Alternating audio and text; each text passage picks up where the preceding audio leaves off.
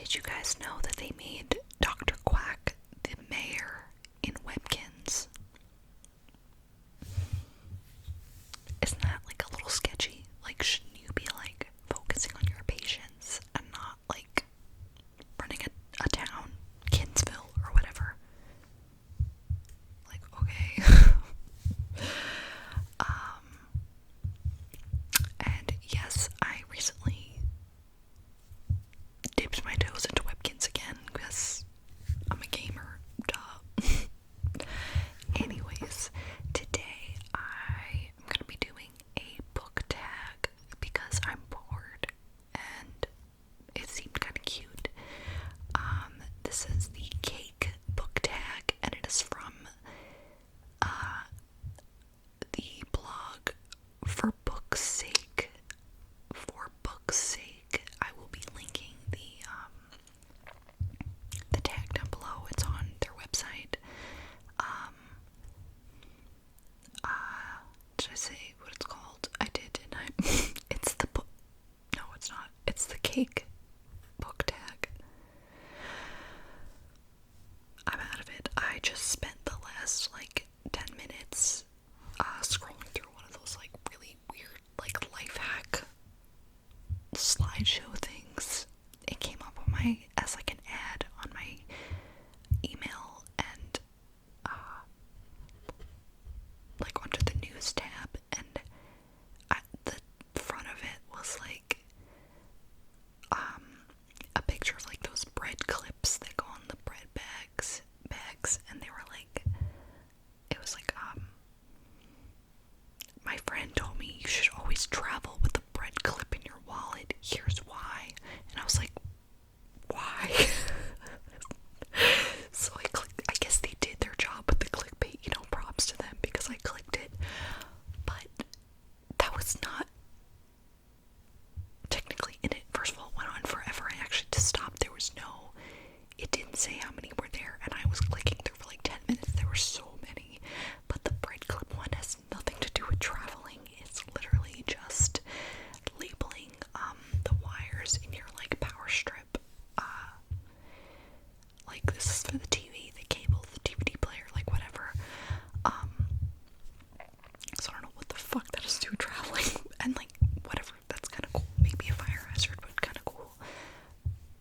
But like, it had nothing to do with anything. Anyway, I'm like in another zone right now because I just like clicked through mindlessly for so long reading weird shit, and I have a stack of books over here. You can't see them, but it's big. And basically also, okay, really quick, can we get some commotion for the mushroom garland up here? Can we get a little commotion? Thank you. I got it on sale at Joann's and I'm obsessed with it. It is so cute. If I ever do a book tour, a bookshelf tour, which side note I've done and deleted, but I'll get closer, but like, I'm obsessed. I love the way it looks. Anyways, yeah, I wanted to switch it up a little bit because I'm always doing like, oh, the books I just read, but like never like, I don't know, like specific things like this. I don't know, I'm just bored really. So the first category on the cake book tag is chocolate cake, a dark book you absolutely love. Now, I pondered this. Like, I feel like there are like a few books that could be considered like dark books. But I chose this one. I don't know if it would technically be considered a dark book, but it is like dark and depressing.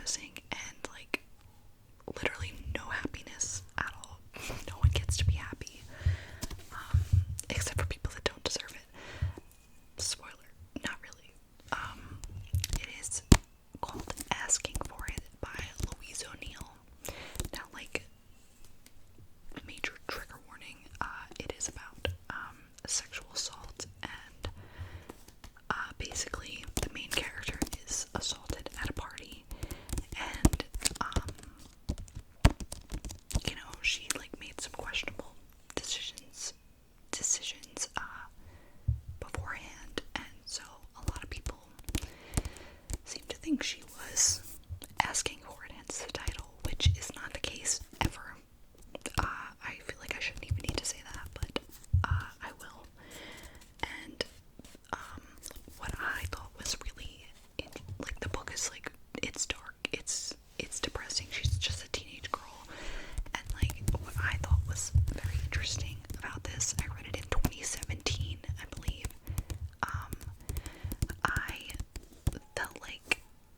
I like that the author made the main character so unlikable. An unlikable main character in a situation like this really puts things into perspective of how, like, a lot of people might see this situation. Like, it's so easy to just, if it was like a super, like, sweet, likable character, it's so easy to be like, to sympathize, empathize, whatever, with what they're going through in the story. But when you're faced with an unlikable character, it just shows you that, like, we're all human and flawed, and that doesn't mean we deserve to have something so shitty happen to us. And the main character's name is Emma. I almost said Evan. Her name is Emma Donovan, but it just was coming out, like, rushed. So yeah, that's that. Super fucked up. I'm interested in rereading it to, like, refresh my memory, because again, this was 5 years ago. I'm having, like, a crisis moment.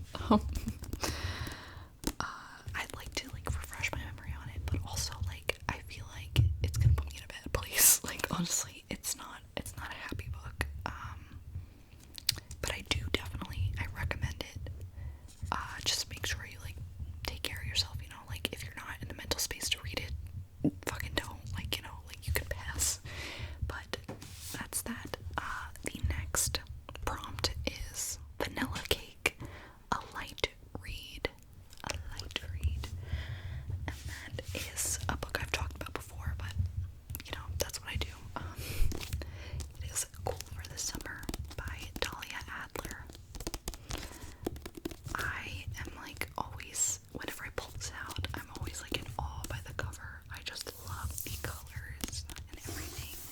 The font, the way they put the two, like, love interest in the sunglasses, and they're heart-shaped. Like, I'm just obsessed with, like, the whole color scheme of the book. Basically, we gotta open it to get character names again. I'm sorry, I'm bad. It is about Larissa. She is the main character, and over the summer, she falls in love with Jasmine, but then she comes back to school. During the school year, they don't go to the same school at first, and she ends up starting to go out with Chase. She was, like, her longtime crush, and then she met Jasmine, and, like, she was like, whoa. But then, surprise, surprise, Jasmine ends up going to her school. It's like a Grease situation. It's like a modern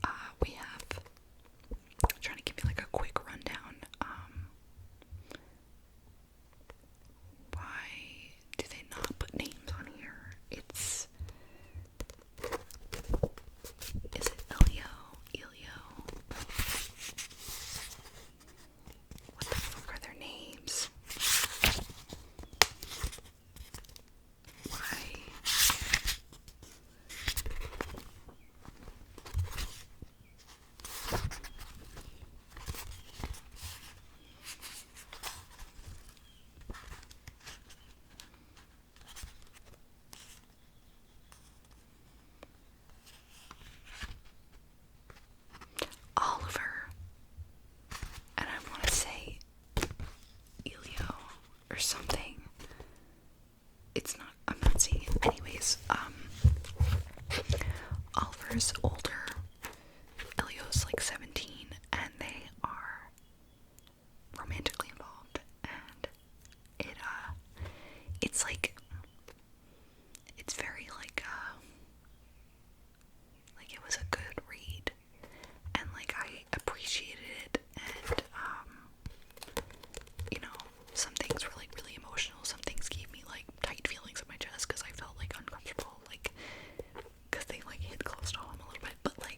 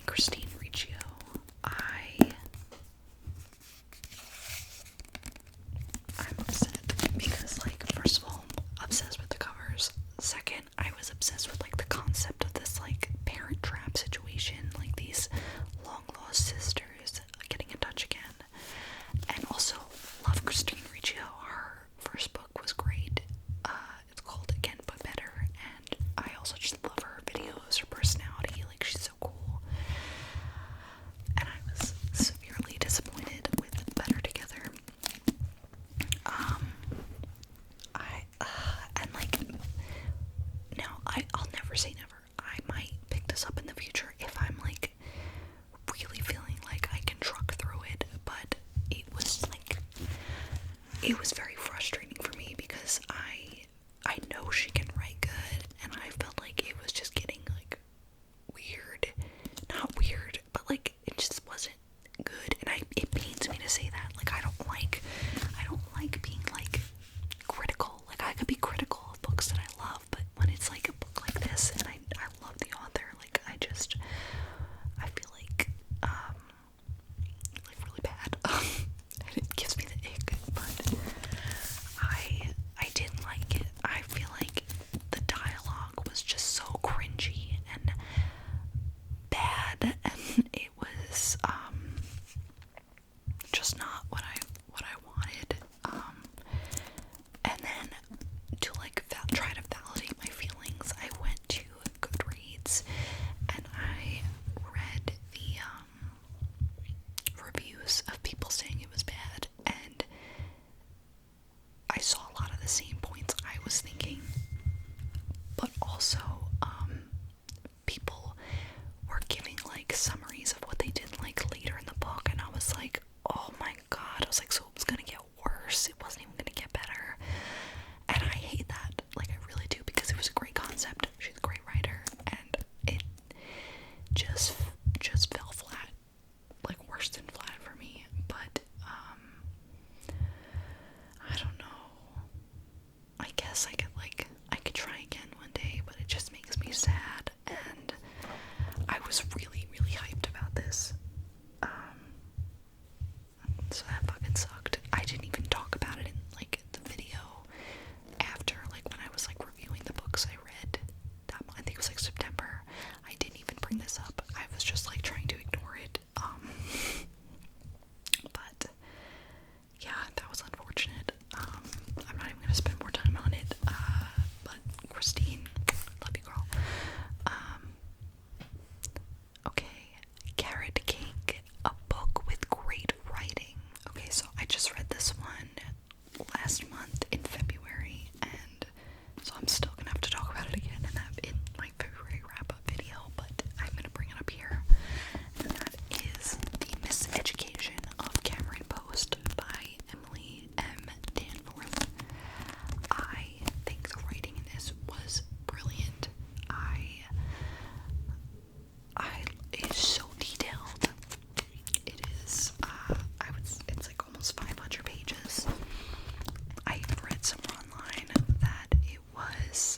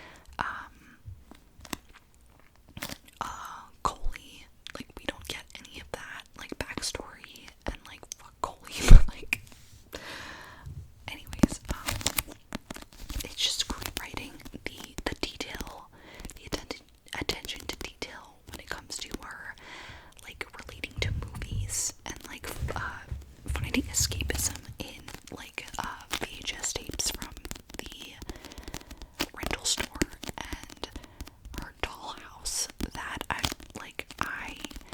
understand why they couldn't put that in the movie, because like it's a lot, but like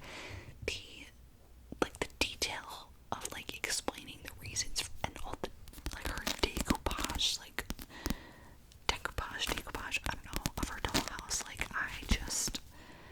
I thought the writing was incredible. And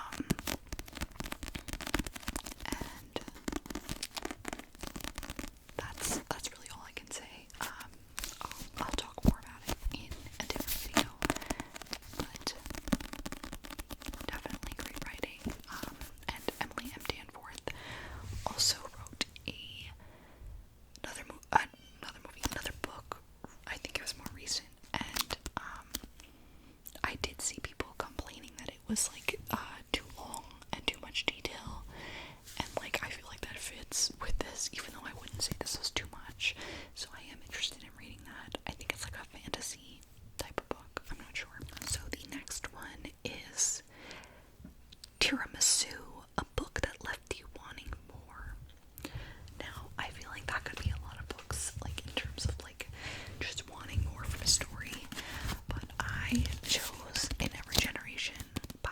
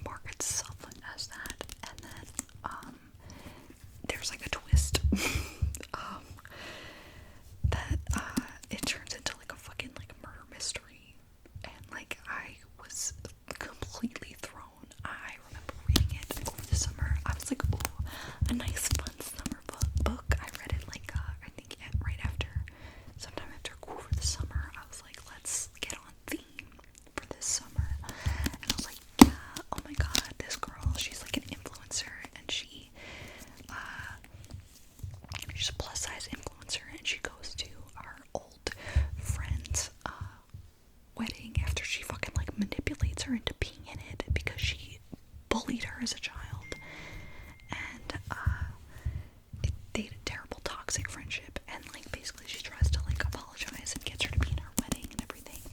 Super manipulative, even though she had her own like struggles and stuff too.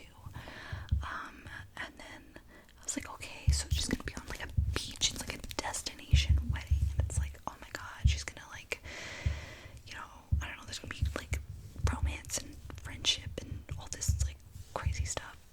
No. I mean, like, yeah, there is that stuff, but like it is not at all about that when you really get down to it, and I was shocked. And like I think some people knew that going into it, that there was gonna be something like that, but I definitely didn't, because all I did was go by the description, which says nothing of the sort. And I remember getting to that part and being like, what the fuck just happened? Like genuinely just like, wow. But yeah, that's it. I am dreading putting all of these back because it's such a mess back there. But anyways, I hope you enjoyed. If you have any answers to those questions, you could comment them. You can make your own video. Like, I don't know how tags work. You like tag somebody, but I'm not gonna do that. If you see this and you want to make this video, then I therefore tag you.